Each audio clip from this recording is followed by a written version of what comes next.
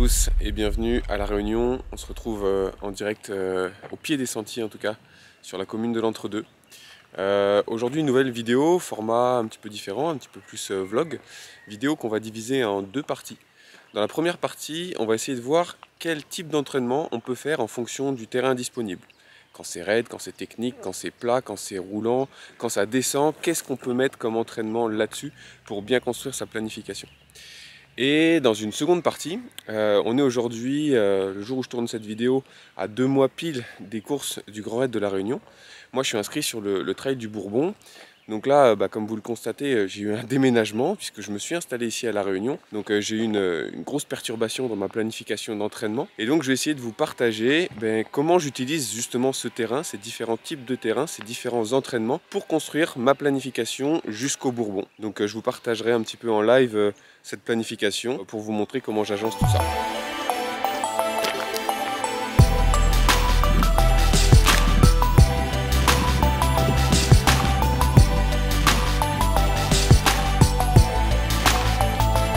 Allez, le premier type de terrain qu'on va rencontrer, ça va être une pente très raide, très technique, avec beaucoup de dénivelé sur pas forcément une grosse distance. Donc ici, j'ai la chance d'être au pied du sentier Rosélie. C'est un sentier qui va faire 450 mètres pour 110 mètres de dénivelé selon Strava, 118 même. Donc ça va être très intéressant pour aller faire des exercices comme du up and down pour accumuler du dénivelé. Ça va permettre de monter dans du très technique, d'accumuler beaucoup de dénivelé sans avoir besoin de faire 30, 40 ou 50 bornes. Donc le travail en montée va être hyper intéressant puisqu'il va permettre de travailler notamment tout ce qui est power hike ou tout ce qui va être un petit peu vitesse de course, puisqu'en général sur un terrain très technique on peut avoir des gros rochers à passer, des grandes marches. Donc pour travailler cette marche en puissance, c'est très intéressant. Mais c'est aussi intéressant pour la descente, parce que si on est inscrit comme une course, sur une course comme le Grand Raid par exemple, on va avoir ce genre de descente technique à réaliser et il faut s'entraîner dedans. Une fois en haut, on fait des allers-retours, on recommence. Et puis là, en fonction du temps dont vous disposez, on fait 1, 2, 3, 4, 10, 20 allers-retours pour cumuler un maximum de dénivelé. On va maintenant aller voir un autre type de sentier, toujours un sentier où on peut monter. Cette fois, ça va être un sentier qui est plus roulant, donc un pourcentage moins élevé, parfois des petites variations de terrain, ça peut monter, ça peut descendre, mais globalement c'est montant sur une certaine distance et ça va permettre de travailler d'autres capacités, d'autres spécificités. Je vous montre ça tout de suite.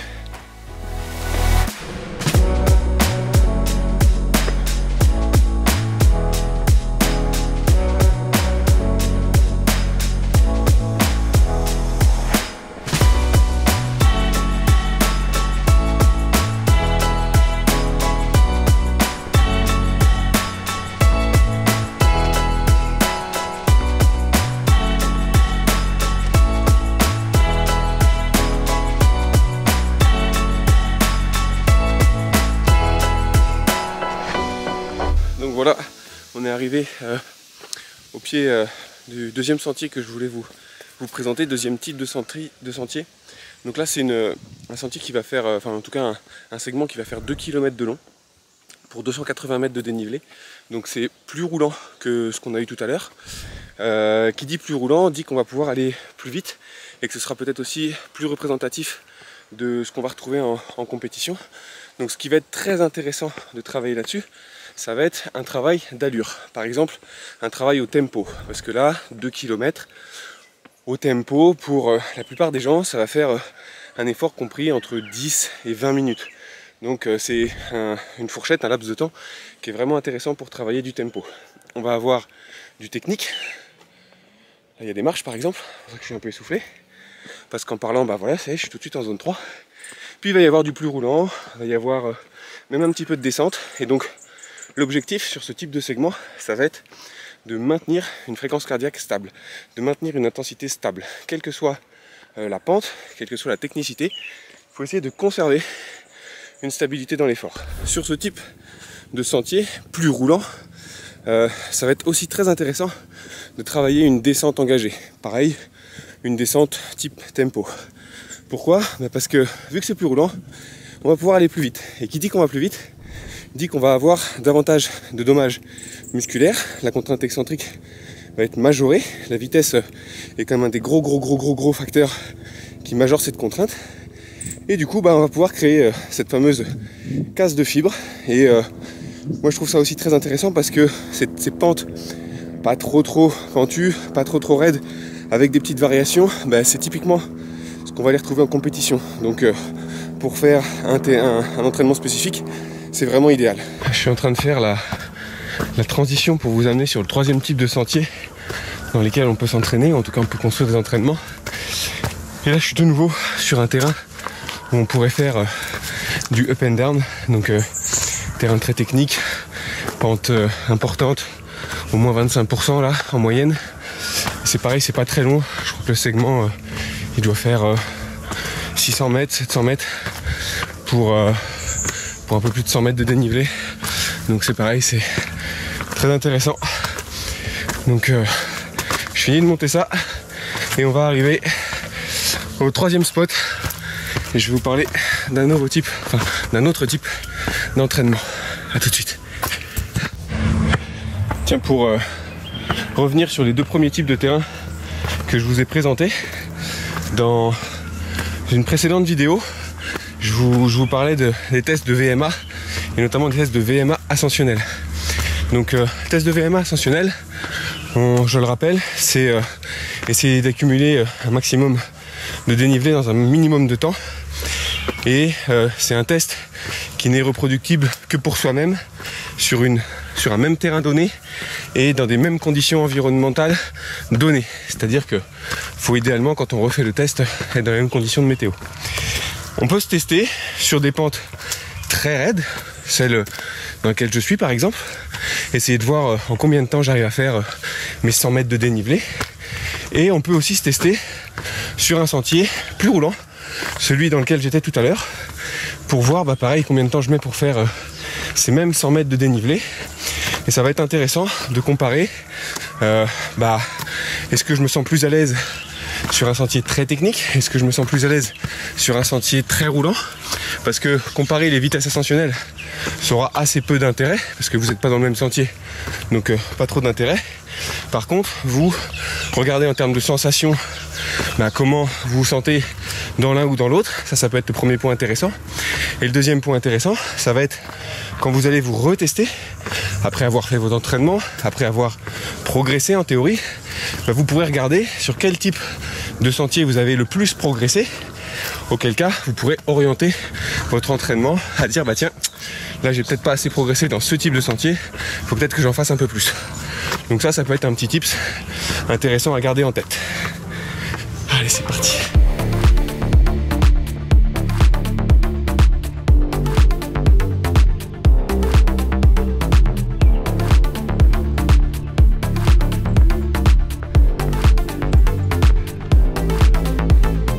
Et ça y est, on y est. Troisième type de terrain. Cette fois, on va travailler dans le raid mais roulant. Hop.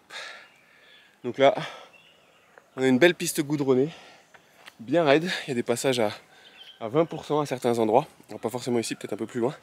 Mais voilà, donc ça c'est très intéressant comme terrain d'entraînement pour deux types d'entraînement. Le premier type d'entraînement, ça va être tout ce qui est intervalle en côte à haute intensité. Par exemple, de la Z4, de la Z5 en côte. Donc ça permet de vraiment pousser fort, ça permet vraiment d'aller vite, monter dans les tours. Donc c'est très intéressant. Alors on peut faire ça dans du technique, mais moi j'aime bien faire ça sur une côte roulante. Alors pas obligé d'avoir comme ici 15 ou 20%, à partir de 10, 12, 15%. C'est vrai que ça commence à être intéressant. Et donc voilà, tous ces intervalles plutôt courts en côte, des intervalles, tout à l'heure on parlait d'intervalles longs type tempo de 5, 10, 15, 20 minutes. Ici on va faire des intervalles plutôt courts, ça peut être du 20 secondes, du 30 secondes, 40 secondes, 1 minute, 2 minutes. Voilà, moi j'irai jusqu'à 2-3 minutes, mais j'irai pas plus loin sur ce type de terrain. L'autre intérêt de ce type de terrain, ça va être de travailler la descente rapide, la descente très engagée. Parce que là, je peux vous assurer que quand vous commencez à descendre ça à fond la caisse, là vous allez créer une sacrée contrainte au niveau de vos quadris. La casse de fibre, elle va être très très importante. Alors je mets tout de suite un petit bémol, ou en tout cas un gros avertissement.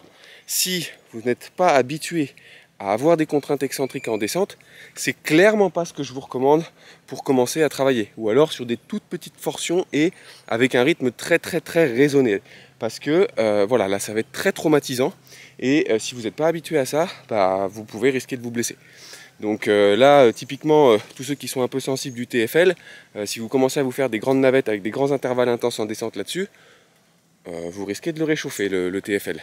Donc ça peut être très intéressant à intégrer dans l'entraînement, mais vraiment avec une bonne gestion de la charge, une bonne progressivité et déjà sans doute des structures un petit peu adaptées, pour pas dire bien adaptées. Donc voilà, c'était le troisième type de terrain. C'est vraiment intéressant. On peut faire des choses assez cool, donc à intégrer dans vos entraînements également. Allez, maintenant je vais vous emmener sur le quatrième et dernier terrain d'entraînement que je vous présente ici. Je ne sais pas si vous le voyez en contrebas. Il y a une petite piste, enfin une belle piste d'athlée. Donc on va redescendre la butte et on se retrouve en bas.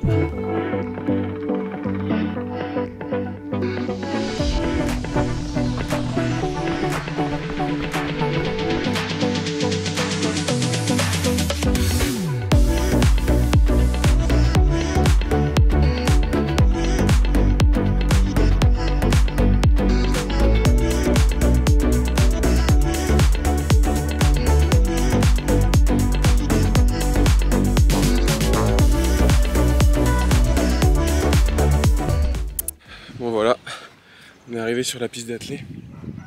Donc piste d'athlée, je pense que ça va parler à beaucoup de monde. Piste d'athlée, qu'est-ce qu'on va faire dessus? Plusieurs types d'entraînement, tout ce qui va être vraiment intensité. Donc des intervalles au seuil, des intervalles à VMA. Donc voilà, tout ce qui va être travail qualitatif.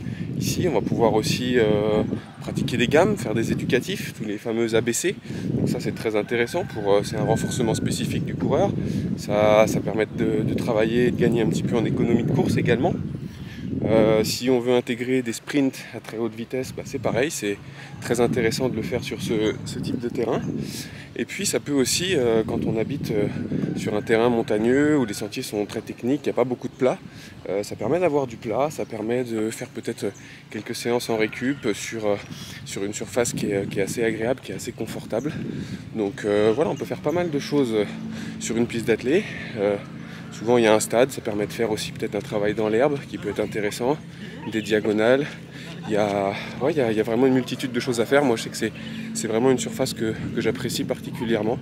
Et puis j'aime bien l'ambiance piste d'athlée, l'ambiance stade d'athlée. Je trouve ça assez intéressant. Souvent, et puis là aussi c'est le cas en face, il y a des gradins, donc il y a des marches. Donc on peut aussi faire un travail de marche, un travail dans les escaliers. Soit les petites marches pour monter en cadence, soit les grosses marches pour faire même du renfort. Donc ouais, non, il y a vraiment beaucoup de choses à faire sur ce type de surface. C'est vraiment intéressant. Voilà, donc je vous ai présenté un petit peu 4 types de terrains différents qu'il va falloir savoir agencer pour construire son entraînement.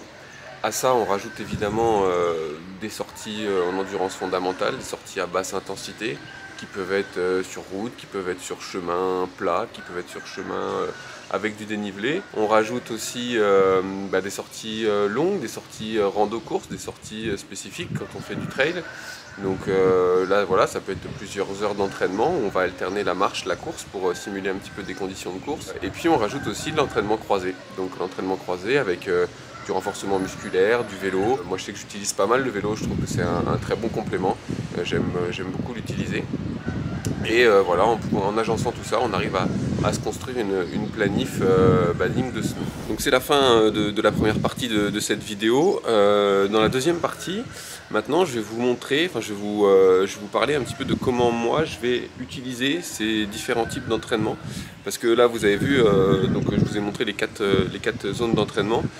J'ai fait ça voilà, dans la même sortie, donc c'est des choses qui sont très accessibles depuis chez moi maintenant. C'est vraiment tout proche, c'est un terrain de jeu qui qui est incroyable, dont je peux bénéficier aujourd'hui. Et donc ça va vraiment être le top pour s'entraîner. Il va falloir juste faire attention de ne pas se cramer les ailes parce que c'est clair que ça donne envie. Mais je vais vous montrer, je vais vous parler un petit peu de comment j'ai construit ma planification jusqu'au Grand Raid de la Réunion. Donc moi je suis inscrit au Trail du Bourbon cette année. Et là, dans la planification de l'entraînement, j'ai quand même été un petit peu perturbé avec tout ce déménagement, ce changement personnel, professionnel, ce qui a fait que j'ai eu un gros trou dans mon entraînement. Ma dernière course, c'était le 90 km du Mont Blanc, le 26 juin dernier. Et à la suite du 90 du Mont Blanc, j'ai stoppé l'entraînement pour cause de ce déménagement. Et ce qui m'a occasionné une période de 6 semaines sans entraînement quasiment, avec peut-être 3 jogs au total dans toute la période. Donc arrivé ici, il faut se calmer, il ne faut pas s'emballer tout de suite et vouloir rattraper le temps perdu, ça ne sert à rien.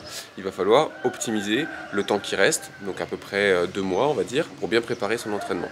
Donc moi, ma stratégie en arrivant ici, elle est assez simple. J'ai déjà fait un travail de fond avec toute la préparation un petit peu cette année.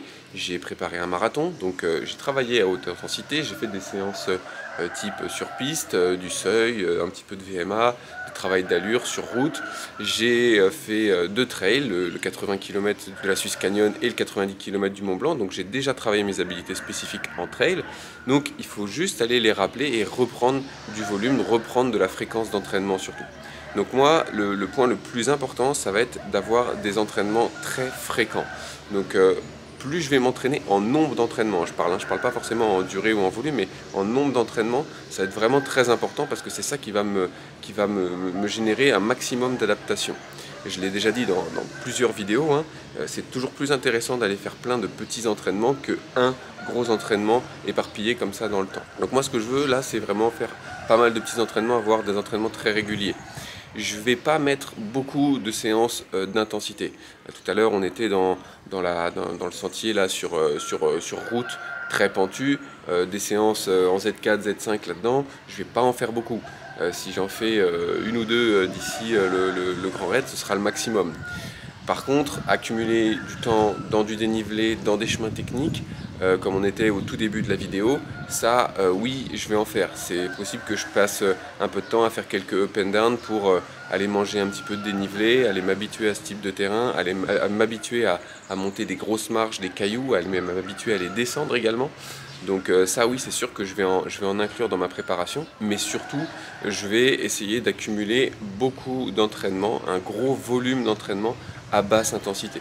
Donc de la rando course, de la rando tout court, parce qu'il ne faut pas se mentir, hein, sur ce Bourbon je vais quand même beaucoup marcher, donc de la randonnée c'est très intéressant, de la randonnée en famille avec un sac à dos sur le dos qui peut être lesté 5-10 kg, ça peut être très intéressant aussi, même en termes de renforcement musculaire.